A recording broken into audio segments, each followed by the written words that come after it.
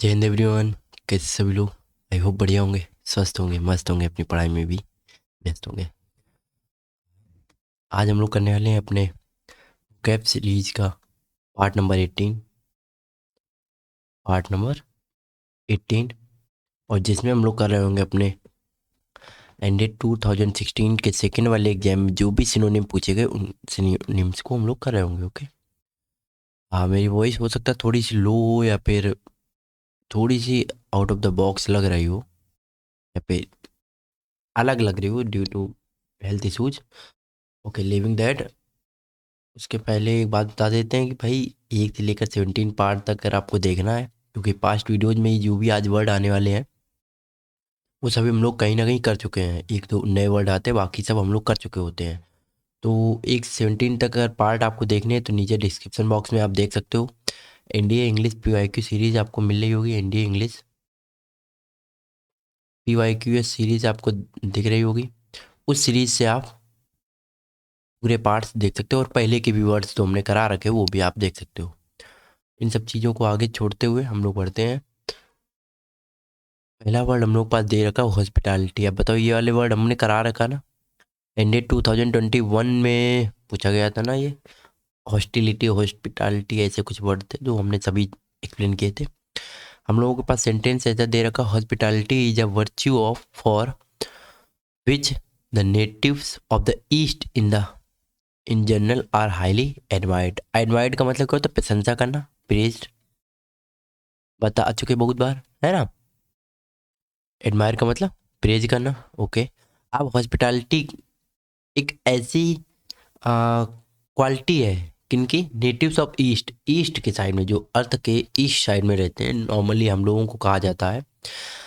और इंडिया हुआ अपना, जो भी ये पूरा सब कॉन्टिनेंट हुआ, एशिया सब कॉन्टिनेंट हुआ, इन लोगों को क्या कहा जाता है? इनकी हॉस्पिटैलिटी की वजह से इन्हें बहुत ज़्यादा प्रेज किया जाता है, एडमायर किया जाता है इन जनरल में।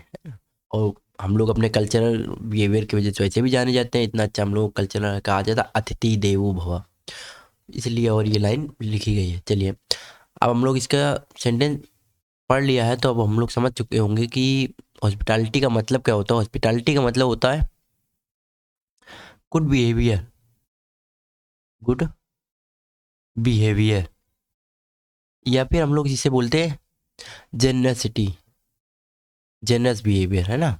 Kindness, kindness. ओके, तो हम लोगों का आंसर सही क्या हो जाएगा? ड्यूटी ऑफ अ डॉक्टर, नहीं, डॉक्टर की कोई स्पेसिफिक बात नहीं की गई है। Generosity shown to the guest, बिल्कुल सही बात है, यही हमने भी कहा था, अतिथि देवो भव वाली लाइन। क्लीनलीनेस इन हॉस्पिटल, नहीं, ये तो नहीं होगा। काइंडनेस हो सकता था, बट ये हम लोग का अप्रोप्रिएट। ओके ना। मेल वोलेंट बोलते हैं इसको। मेल वोलेंट का कौन होता? वन हु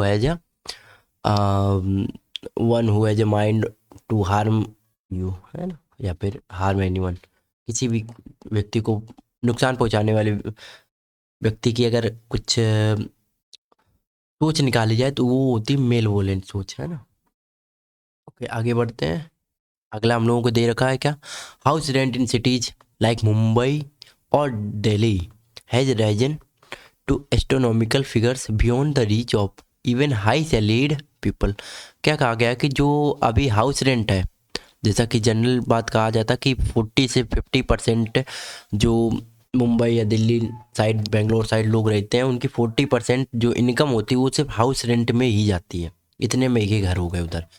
तो वही लाइन लिखी गई है कि जो हाउस रेंट है मुंबई और दिल्ली जैसे बड़े शहरों में, वहाँ पर उसके जो फिगर्स हैं, मतलब वो जो रेंट का जो मनी खर्चा है वो क्या हो गया, बढ़ गया है। कैसे? एस्ट्रोनॉमिकल फिगर्स से बढ़ गया है, जो कि बियॉन्ड द रीच का मतलब अब नॉर्मल या फिर हाई सैलरी लोग जो हैं, हाई सैलरी लोग का मतलब जिनकी अच्छी खासी सैलरी होगी, मान सकते हैं हम लोग 50K के प्लस जिनकी सैलरी होती है, हाई सैलरी लोग भी जो हैं उनकी भी रीच के बाहर है, पहुंच के बाहर है, मतलब वो भी अफोर्ड नहीं कर सकते हैं।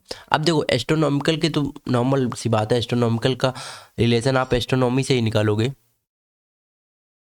एस्ट्रोनॉमिकल का मतलब क्या होता है? Related to heavenly bodies, heavenly bodies का मतलब जो हम लोगों की एस्ट्रोनॉमी में आती हैं, या फिर स्पेस की बात जिसे हम लोग करते हैं ना, related to heavenly bodies. But यहाँ पर तो हेवनली बॉडी से कोई रिलेशन नहीं, तो इसका एक मीनिंग यहाँ पर और आता है, वो आता है बिग से रिलेटेड, जिसे हम लोग बोलते हैं कोलोसल।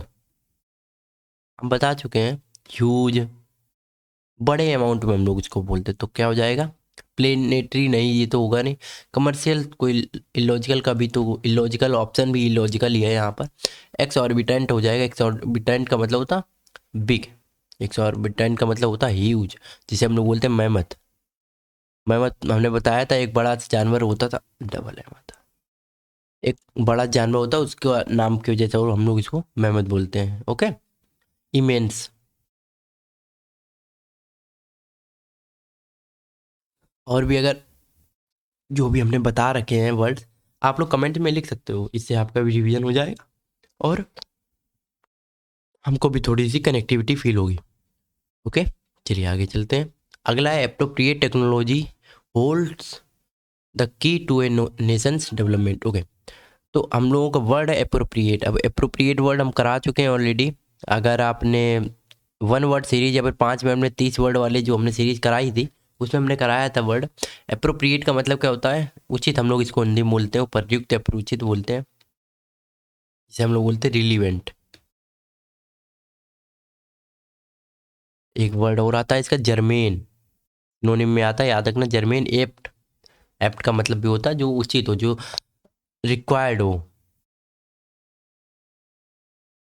ओके, तो इसका सही आंसर क्या हो जाएगा? पहले तो सेंटेंस क्या दे रखा है, एक appropriate technology holds the key to a nation development. क्या है कि जो टेक्नोलॉजी है, जो रिलीवेंट टेक्नोलॉजी है, वो उसके पास इम्पोर्टेंस ज़्यादा होती है एक नेशन के डेवलपमेंट में। एक नेशन का डेवलपमेंट, एक राष्ट्र को अच्छा डेवलप करने के लिए जो टेक्नोलॉजी जो उस राष्ट्र में है या फिर उस नेशन में है, वो बहुत बड़ा एक रोल प्ले करती है। ओके, आपकी चाबी ये सब ना निकालते घूमना, सेंस अलग भी जाता है। ठीक है, मॉडर्न तो होगा नहीं, मॉडर्न का मतलब होता है न्यू। सुटेबल सही हो जाएगा। सुटेबल का मतलब क्या होता है? जो फिट हो, है ना। ओके, इफेक्टिव नहीं होगा। इफेक्टिव का मतलब होता है जो रिजल्ट दे, मतलब जी हम कह सकते हैं जो रिजल्ट दे हमें। या फिर हम लोग एक बोलते हैं फ्रूटफुल, एक वर्ड बोलते हैं फ्रूटफुल होता है, जो फ्रूटफुल होता है जिसके अंदर पोटेंशियल होता है, जिसे पोटेंट बोलते हैं। ओके, पोटेंशियल जिसके अंदर होता है, तो उसे बोलते हैं इफेक्टिव कितना है, ये किसके अंदर कितना पोटेंशियल है। ग्रोइंग होगा नहीं, ग्रोइंग का मतलब होता है इंक्रीजिंग, इंक्रीजिंग। ओके, चलिए आगे चलते हैं।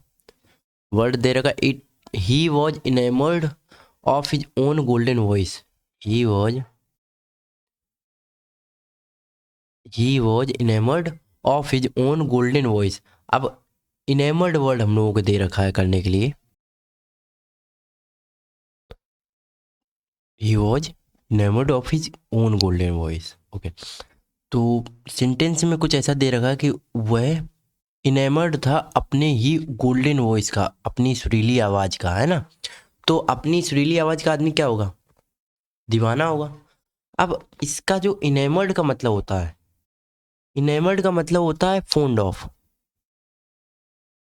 या फिर किसी भी चीज़ से ज़्यादा खुश होना, एंथुजियास्ट।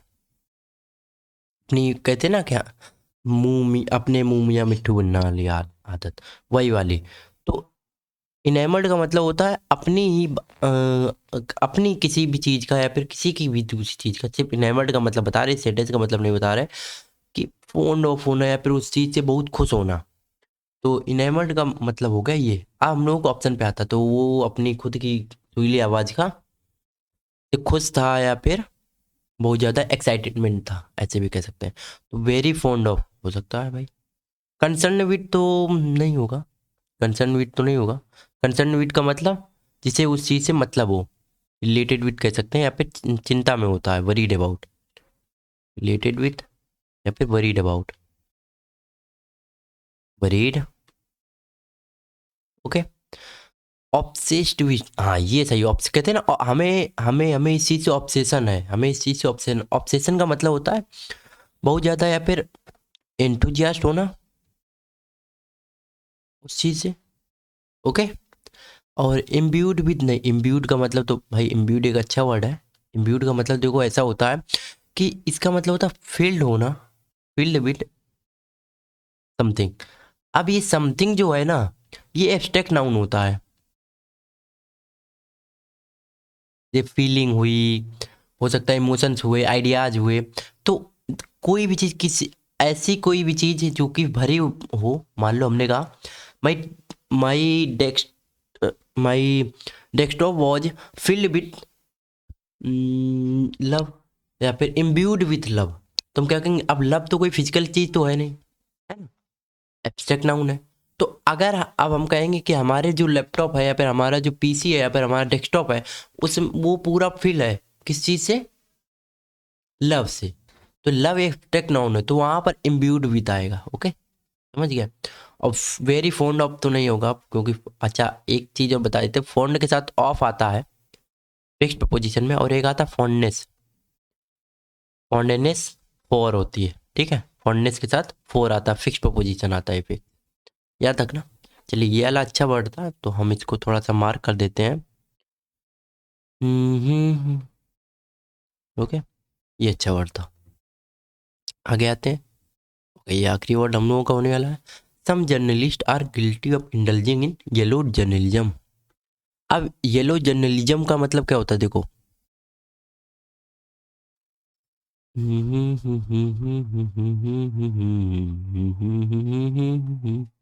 देखो, येलो जर्नलिज्म का मतलब होता है रिपोर्ट विदाउट, या फिर जो कोई भी ऐसी खबर सुनाना जो कि बिना कोई डीप रिसर्च के हो, डीप रिसर्च हो, या फिर ऐसी कोई खबर चला देना जो कि सेंसेशनल हो, या फिर इनवोकिंग हो, जिसे हम लोग बोलते प्रोवोकिंग हो, जो कि आजकल अपनी मीडियम बहुत ज़्यादा होता है ना। तो मिस रिप्रेजेंटेशन तो नहीं कहेंगे, क्योंकि मिस रिप्रेजेंटेशन तो बहुत बड़ी बात हो जाती है। वल्गराइजेशन का मतलब भी नहीं होगा, इसका मतलब तो बेकार होता है। इसका मतलब क्या होता, वल्गर का मतलब होता एक तरीके का न्यूडिटी। ओके, लाउड जेस्चर्स नहीं, सेंसेशनल रिपोर्टिंग इसका सही हो जाएगा। याद रखना, ये एक इडियम टाइप का भी पूछ लेता, फ्रेजल वर्ब में नहीं, फ्रेजल वर्ब का इडियम में पूछ लेता है, तो उसका मतलब होता है सेंसेशनल रिपोर्टिंग, मतलब कि बिना किसी डीप रिसर्च के रिपोर्ट करना। ओके, तो बस यही 4-5 वर्ड थे जो कि एनडीए 2016 के सेकेंड वाले एग्जाम में पूछे गए थे। ओके, चलिए। अब भाई अगर आपको ये वीडियो अच्छा लगा हो या फिर हेल्पफुल लगा हो, तो do like the video, do like the video, do subscribe the channel also. अगर आप नए हो तो भाई, अगर सब्सक्राइब कर रखे तो सब्सक्राइब करने के दोबारा जो नहीं अनसब्सक्राइब हो जाएगा ना। ओके, और अगर आपको पीडीएफ वगैरह चाहिए होगी या फिर कोई भी आपसे क्वेश्चन वगैरह पूछना होगा, तो आप कमेंट में पूछ सकते हो, या फिर आप डिस्क्रिप्शन बॉक्स में हम लोगों के टेलीग्राम चैनल की लिंक है, उससे भी आप ज्वाइन कर सकते हैं, या फिर आप इंडिया की जर्नी टेलीग्राम पे सर्च करोगे, आपको हमारा एक छोटी सी फैमिली दिख जाएगी। हमसे पर्सनल आपको कुछ भी बात करनी तो आप, पर्सनल का मतलब, पहली बात तो वहाँ पर डिस्कशन ग्रुप है हम लोगों का एक, वहाँ पर हम लोग डिस्कस करते हैं छोटी मोटी चीज़ें जो भी हम लोगों की इंपॉर्टेंट होती हैं। बाय द वे, अगर आपको कुछ पर्सनल चीज़ पूछनी हो, कोई भी रिलेटेड एग्जाम, या फिर आपका कोई भी ऐसा कुछ डाउट है जो कि आपको लग रहा कि नहीं आपका जरूरी है, कंसर्न है, तो आप उसको आइदा एसीपी सर्च करेंगे आप टेलीग्राम पे, हम हमारा वो पर्सनल हैंडल आ जाएगा, आपको जल्द से जल्द हम कोशिश करते हैं कि आपको रिप्लाई दे दें।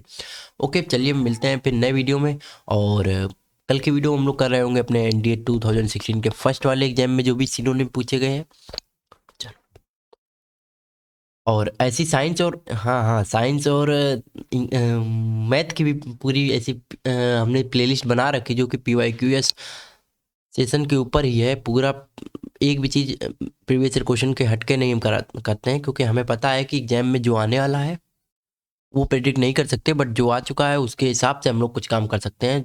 वो हम लोगों का है PYQS, और इसी स्ट्रेटेजी से हमने भी 4 बार एनडीए एग्जाम दिया और हमने चारों बार क्वालिफाई किया।